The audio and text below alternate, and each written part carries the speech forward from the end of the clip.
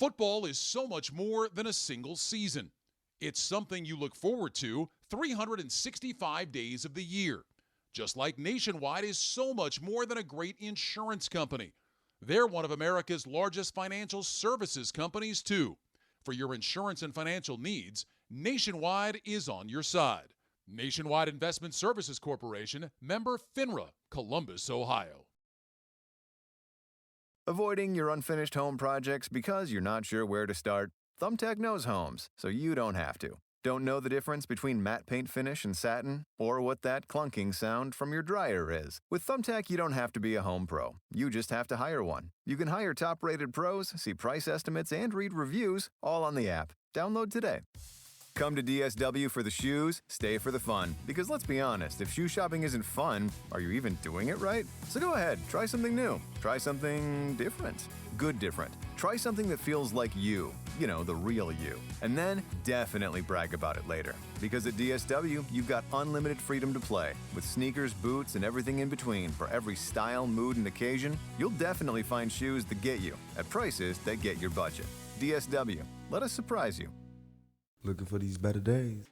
It is Football Friday, October 24th, part 2. I'm Scott Seidenberg. Here's what you need to know to make today a better day. We talk college football, top 25 action. Jared Smith joins me here on Football Friday, part 2, brought to you by FanDuel. Jared, thanks so much for joining us. Jared joins us every week for the NFL conversation, and you know he does a lot of college football. You can catch him tomorrow on Fox Sports Radio, Countdown to Kickoff, getting you ready for the big noon kickoff, which will be UCLA at number 2 Indiana. That'll be the first game we'll get into here, Jared. It is a monster spread for this one. Indiana is a 25.5-point home favorite against UCLA. And yes, I know your colleagues over at Fox are going to get excited about this one because it is the big noon kickoff game. How big is this game, really? I mean, what can we expect to see from Indiana and UCLA? I'll be honest. I think I'm impressed. They've shown a lot of fight. Skipper and Neuheisel, since the firing of Deshaun Foster, I think they've shown a lot of fight. But now you put a few weeks of film on tape. Kurt Cignetti did not cover the number for us last week, even though he tried to against Michigan State. I think he'll probably cover this one. I make it closer to 28. So it feels like, if you want to bet this game, I would maybe be cautious about the dog. And Nico's not 100%. I know he's practicing, but we obviously don't know any official word on the status yet. And if he's not 100%, I mean, who knows what to expect here from UCLA offensively going up against Indiana. But yeah, a monster spread here for the number 2 team in the nation. Syracuse visits number 7 Georgia Tech. Georgia Tech is 16.5-point favorite. For this game aside, Jared, forget about this game. Georgia Tech right now 7-0. Is this a college football playoff team? Yeah, 100%. I wish. Now we were probably going to get them against Miami in the AC title. We would think, hypothetically, we'll see how it plays out. But you never know. I mean, Virginia and SMU, they still haven't lost an ACC game. Absolutely never know. But yeah, why not? I mean, I think the committee has shown that they do value the records. Even though the ACC is not having a good year and Miami losing, I think, pokes a hole in them maybe getting 2 teams in. I think they still will likely get 2 teams in. It'll be Georgia Tech and Miami, you would think, right? Like last year, we saw a very similar situation. Clemson lost that game, right? Clemson lost very early. SMU lost very early and then lost late to Clemson, and they put both Clemson and SMU in. So I think there is still a path. Also, it was the way that they lost. It was the last second field goal in the ACC championship game. So that changes. We'll see how the game is played. Yes, that game is played if it is Georgia Tech against. But you would expect Georgia Tech to lose their last game to Georgia and enter into the ACC championship game 11-1. And you would expect Miami to figure out their way, to scrap and claw their way and get into that game.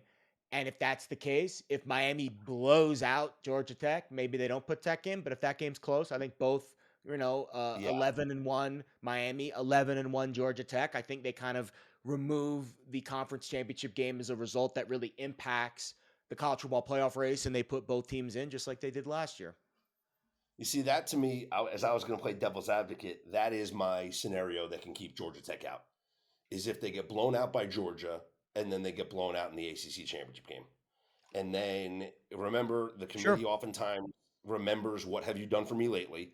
And the last 2 data points that they will see are 2 blowout losses to Georgia and to Miami. And then you're thinking, okay, this team stepped up in class and lost both times. Do we now really want to put them in a college football playoff game? Or is there somebody else that we maybe haven't seen step up in class that we don't have those data points for that we're going to put in ahead of them? Namely, maybe it's a third Big Ten team. I think it's Notre Dame. I think Notre Dame, right, is the 2-loss. Notre Dame's in automatically. No, I think Notre Dame is going to be in. Yeah. Right now, I only have the one ACC team in. So I do predictions every week. And right now, I just have Georgia Tech. I think more of it, too, is the strength of the SEC this year. People are going to hate it. But, right, like we have teams like Vandy and Mizzou that are kind of springing up into these contender categories that I think muddies the waters. Whereas last year, the best SEC contender outside of the tops was 3-loss Alabama, and it was that third loss that killed them. But I think you're going to have multiple SEC teams. I thought we were going to have under 3.5 SEC teams with 10 wins this year, but with Vandy and Mizzou both kind of itching at that plateau, I think you might have 4, maybe even 5 10-win SEC teams this year.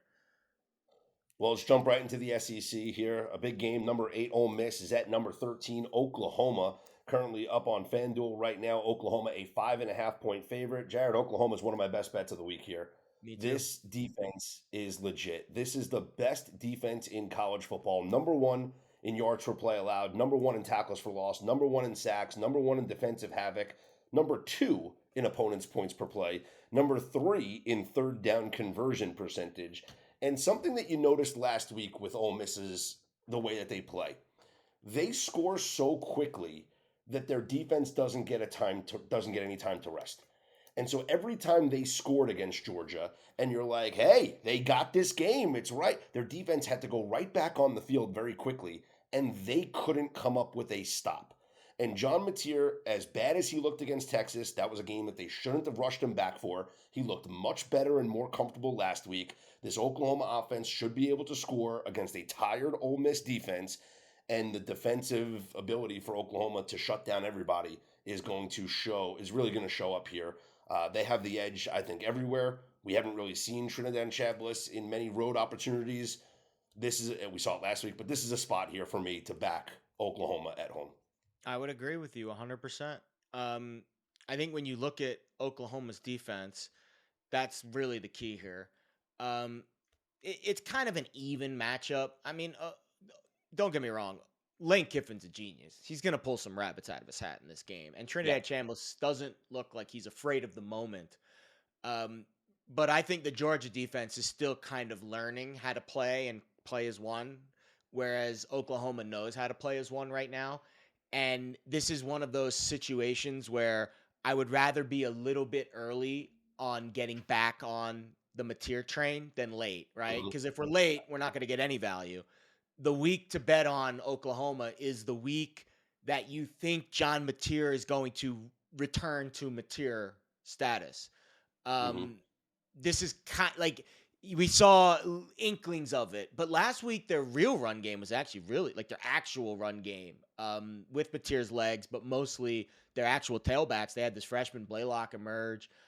Xavier Robinson, the sophomore, looked good. So I think they're becoming a little bit more dangerous. And if Mateer does give you that really positive game, then all of a sudden Oklahoma's number is going to shoot back up and they're going to be right back into the playoff mix. And I think this might be kind of that corner that they need to turn here against Ole Miss. And on the flip side, it kind of knocks Ole Miss out of the race and probably puts Lane Kiffin in Gainesville sooner rather than later. That's funny. This to me feels like the game where John Mateer puts himself back in the Heisman conversation. It's possible. The Heisman is up for grabs right now. He's got a chance here. Remember, he was the favorite before he went down with the injury.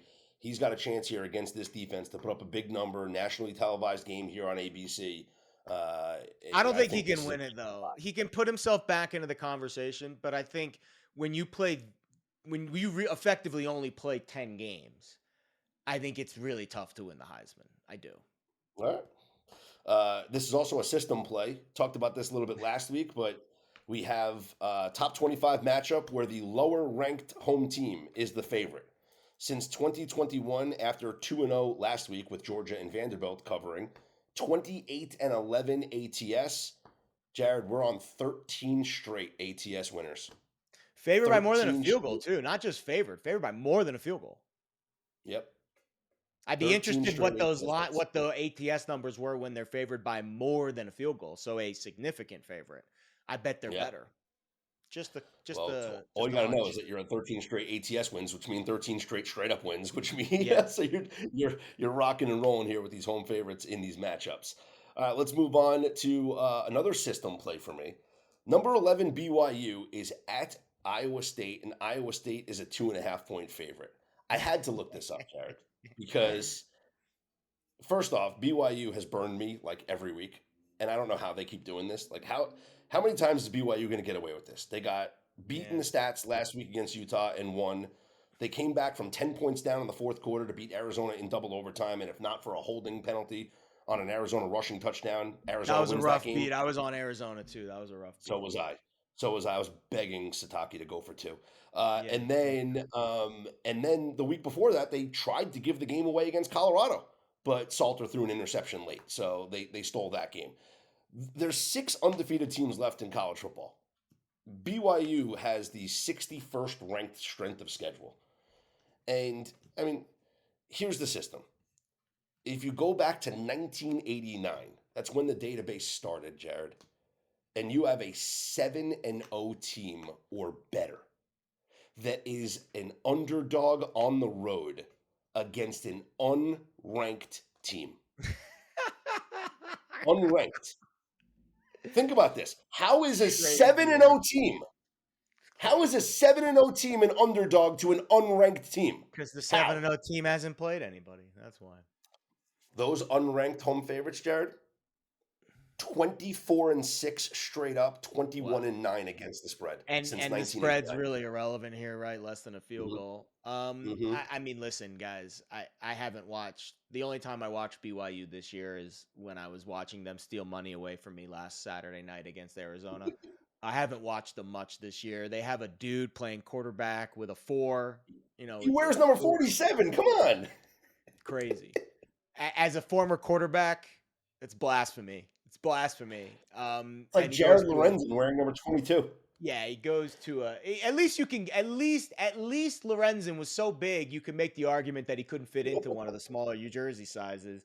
You can't make that with Bachmeier. It's like a weird, I don't know, tradition thing. And listen, I know BYU, I get it. They're weird. They're Mormon. They're fun. It's a different vibe, right? They got old guys. They got guys from the Polynesian. It's like a very different vibe in that program than most college football programs.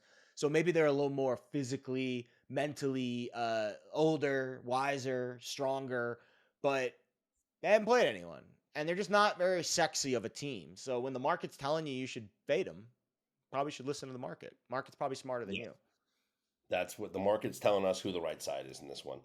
Well, the market's telling us that Vandy is a rightful favorite once again. Vanderbilt, number 10, a 2.5-point home favorite against number 15, Mizzou.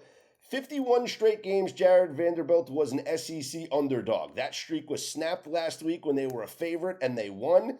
Now a new streak because they're favored for the second consecutive game here in the SEC. Are you back in the Fighting Diego Pavias with me?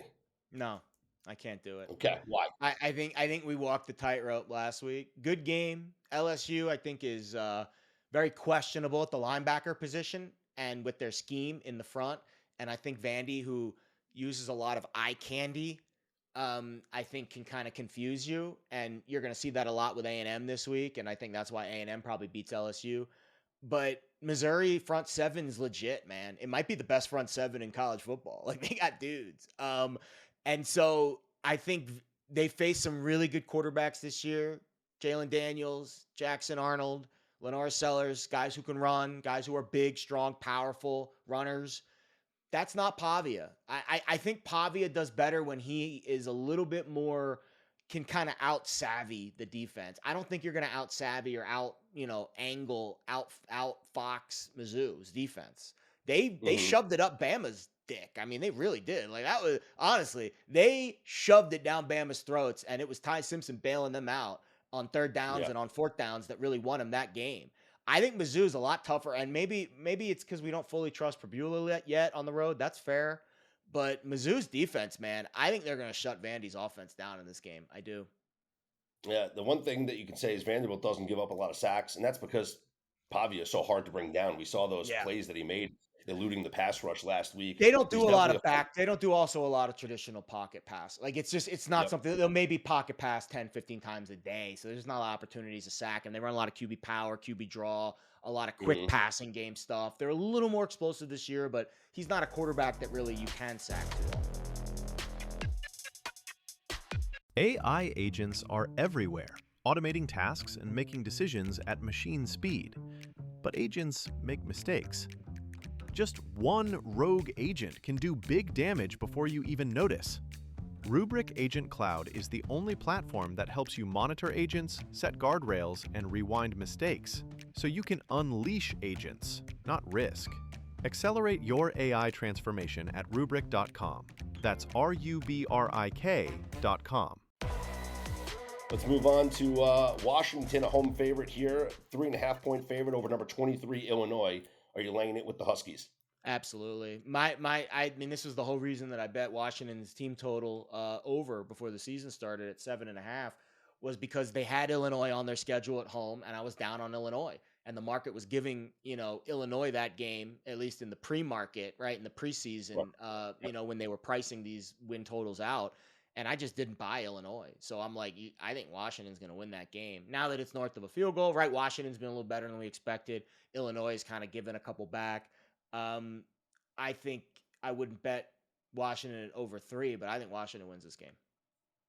Number 18, South Florida at Memphis. South Florida, 5.5-point favorite. I kind of want to be on the dog here, Jared. I kind of want to take the points with Memphis at home. Yeah, I mean, you could argue that they're coming, they're looking ahead after last week, losing to Chris Mortensen's son, the interim at UAB. Listen, college football gives you these results sometimes where you're just like, how the heck did that happen? I think one that really stands out right now is, I tweeted this out a couple weeks ago, and it's proven out to age like fine wine. How the heck did Florida State beat Bama by 2 scores? Like, that actually happened. Because it was raining in Tallahassee. I don't know. Exactly. Like, I think you just have to be willing in the college game to throw out some of these really outlier results. And then to your point, now you're getting a discount on Memphis, who I think might be trenches better, but I think USF's probably better at the quarterback position. Yeah, it feels like anything north of a field goal, you take the dog. Speaking of Alabama, the number 4 Tide, they take on South Carolina here. They're Alabama laying 11.5. What are you doing here with Bama? Can't lay it with Bama. It's just too many points. Yeah, okay. I mean, they're the best team in the SEC. But SEC double-digit favorites on the road don't do well. Last year they went 6-24 overall. Period. This year they're 3-3. It's a coin flip.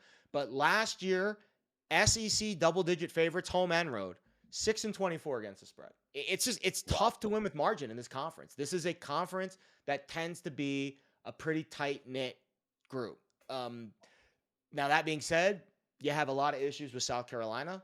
We'll see if they can stop the run. We'll see if Bama wants to try to run.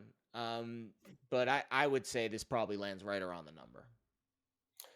Alabama, I've had this conversation a bunch of times. If I'm looking at the futures market and I'm trying to pick a national champion, Ohio State is undefeated. Cool, they're the reigning national champs. Plus 250, get out of my face. Alabama at plus 650 is probably the best bet right now to win the national championship. Bama has 4 wins over teams currently ranked. No other team has more than 2. They have the best resume in the country. Period. End of story. There you go. And you're right. End of story right there. All right, let's move on to a couple of other interesting games here in the top 25. Number 21, Cincinnati, a 3.5-point favorite here over Baylor. Have you been impressed with what we have seen from Cincinnati and Satterfield? Yes. Sorsby's look good. I was on Baylor preseason to go over 7.5 wins. If they lose this game, it's probably done. I don't have a strong opinion on it. I hope Baylor wins. Yep. Number 22, Texas, 7.5-point favorites at Mississippi State. Can we get more cowbell in this game from the Bulldogs at home? Yeah, no, Bulldogs at home, different team. Texas on the road. Can't trust Arch. Can't trust this offense right now. Honestly, I think you have to, treat this offense with kid gloves. Now, maybe at some point they wake up. Like, I think that's the part about Texas. Same thing with John Mateer. It's more injury with Mateer than it is with Arch. It's more mental. It's more, structure, procedural. It's more, growing up. But when it does click, I think it will be explosive. And you're going to be like, there it is. But right now, he's still a little bit frantic in the pocket. His feet are jittery. He's losing the nose of the ball. Like, these are things that we don't think about when we're talking about a Manning, like his mechanics and his feet. Like, I mean, these are things that you would expect to be as solid as a rock, which tells me at some point he will evolve and mature a little bit. He's only had like 7 starts in college. Yeah. Maybe like 8, 9. Like, I think he started a couple games last year, 6 or 7 this year. So you have to, give it time to marinate. And then eventually we're going to see one of those games and you're going to be like, there it is.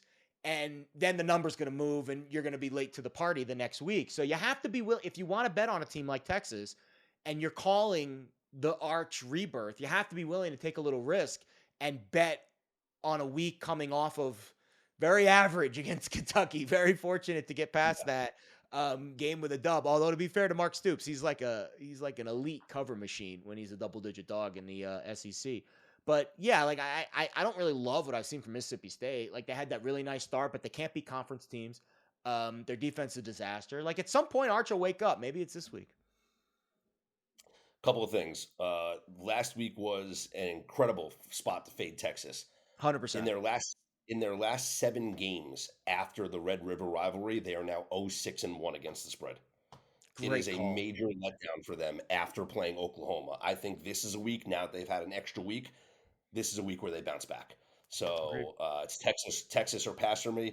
The other thing is, Arch Manning is going to win the Heisman Trophy next year and be the number 1 overall pick. I think that we should have all believed Papa Arch when he said, oh yeah, my grandson's not going to the NFL this year.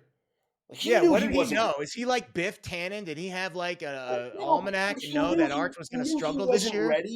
He knew he wasn't ready. He knew he needed another year. Yes. Like, we should have trusted him. Like, everyone's like, what is Arch is making up stuff? But let's not believe him. Arch Manning's still the favorite. But you know what it comes back to, Scott? It comes back to when you look at these quarterbacks that make the jump very early. Anthony Richardson. They make the jump very early before they get enough seasoning in college. They don't do well. So I think that's part of it. Like, Arch, I don't think Texas cares that he's going to go through the growing pains this year. Because next year, oh my God, imagine what the hype is going to be on him coming back. When he makes the announcement, returning for his, I guess it would be his senior season. I don't know how the red shirts work. I guess it would be his red shirt junior year, his 4th year in college or whatever it is. He's going to win the Heisman next year. Probably. He'll be odds on to win the Heisman in like July. Yes. In fact, get that bet in now if you can for the 2026 Heisman season. Let's talk about a couple other games here. Number 3, Texas A&M at number 20, LSU. Texas A&M, a 2.5-point road favorite here, Jared. I already bet LSU at +3, so I'm not going to, I hate to be that guy that says I got the good number in pocket. Shop around. You might still be able to find a +3, but this is where, we talk about all the time. When nobody wants to bet a team is when I want to bet a team. Everyone's anti-LSU right now from the loss against Vanderbilt. This is still the toughest environment to play in college football. Since Brian Kelly took over, if you want just a smaller sample size, since Brian Kelly took over as the head coach at LSU, primetime games in Death Valley, they are 16-1 straight up. Their only loss was last year against Alabama. That's it. 16-1, 7 p.m. kickoff or later in Baton Rouge for this Tigers team. A&M struggled on the road last week against Arkansas. They struggled on the road. That was only their second road game, by the way. They struggled on the road in their first road game when they got the last-second victory against Notre Dame. So think about all the points they've given up on the road in those 2 road games this year. Now they have to go into the hardest environment to play in college football. I think LSU can win this game outright. So I took the +3, but don't be surprised LSU wins this football game. I would bet the over. I agree with your take. When A&M goes on the road, these games tend to be shootouts, right? We've seen that twice now this year. And on the flip side of that, so I did a film study this week on the A&M offense and just how tough they are to defend against the LSU defense that has no Whit Weeks, who's doubtful officially, but I think it's fair to say he's going to be out. And when I watched them play this year, their linebackers lose eye discipline very easily. And A&M just throws a lot of eye candy at you because they've got Marcel Reed, who's a dual threat. They ran a play against Florida a couple weeks ago. I outlined this in the film study where their running back in the backfield, they came out in 21 personnel, 2 running backs, 1 tight end. And the running back in the backfield, right, play action. And then the second running back who wasn't involved in the play action ran a deep corner route and just got lost in the wash. The linebackers didn't track him wide open for a touchdown. So they just do a lot of, a lot of window dressing. And when you don't have good eye discipline at the linebacker level, which LSU does not, that can trip you up. So I agree. Death Valley at night can be funky. Brian Kelly coaching for his job. You give some weight to the LSU offense here. They're going to score some points. But I think that A&M offense is going to be tough to defend too. So I don't know what the total is in this game. Probably somewhere in the 50s, right? High 50s, somewhere in that range. 49 that's and what a I half. look to. 49.5, Jared. It's too low. Too low. Okay. Well, it's because LSU, they do rank well. Both these teams rank well defensively in terms of like points per drive. 1.44 for LSU, 1.85 for Texas A&M. A&M's averaging that in their last 2 road games. They scored 41 against Notre Dame and 45 against Arkansas. They looked a lot differently. They looked a lot different on the road for sure. So yeah, I mean LSU to me is the play. You like the over. 49.5 is super. I mean, that's 24 all. You're winning. Yep. One final game, Houston, number 24, Arizona State. Arizona State a 7.5-point favorite, and we've seen the difference that Sam Leavitt, the quarterback, makes for this Arizona State team. Does Houston, who is 6-1 on the year, have what it takes to go into Tempe and get a victory? I'll be honest, I would lean no, but I have not had a strong opinion or a strong feel for Big 12 games this year. Toughest conference to predict. I think Arizona State's the better coach team. I think they've got better players. You said Leavitt's back. Yeah. Leavitt's back. I bet Arizona State. Yep. It's a 7.5-point line. I mean, I feel like it over a touchdown. I kind of want to take Houston, but I can't trust Connor Wegman. I can't trust the Houston offense. They have beat me too many times, especially on the road. So no real. There's a reason he's not at A&M and Marcel Reed's the starting quarterback. Yeah, for sure. All right, that'll do it for our Football Friday Part 2 episode. As I mentioned earlier, you can follow Jared Smith on Twitter at JaredSmithBets and catch him coming up tomorrow morning on Fox Sports Radio. Countdown to kickoff. He will get you ready for all of the college football action starting at 9 a.m. Eastern Time. You can catch him there on the program. I will be with you on VSiN coming up tomorrow night at 10 o'clock Eastern Time. Get you ready for all the NFL Week 8 Sunday games. You can follow me on Twitter at ScottsOnAir. If you missed our Football Friday Part 1 episode when Jared and I talked all NFL, you can simply go back to this Better Day podcast feed and listen to that Football Friday Part 1 episode. And as always, the newsletters, both the Football Friday newsletters, should be in your email inbox if you are a BetterDay.com subscriber. For Jared Smith, I'm Scott Seidenberg. Here's hoping you make today and every day a better day.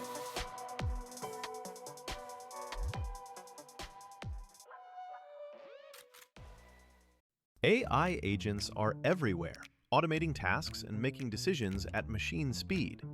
But agents make mistakes. Just one rogue agent can do big damage before you even notice. Rubrik Agent Cloud is the only platform that helps you monitor agents, set guardrails, and rewind mistakes, so you can unleash agents, not risk. Accelerate your AI transformation at Rubrik.com. That's RUBRIK.com.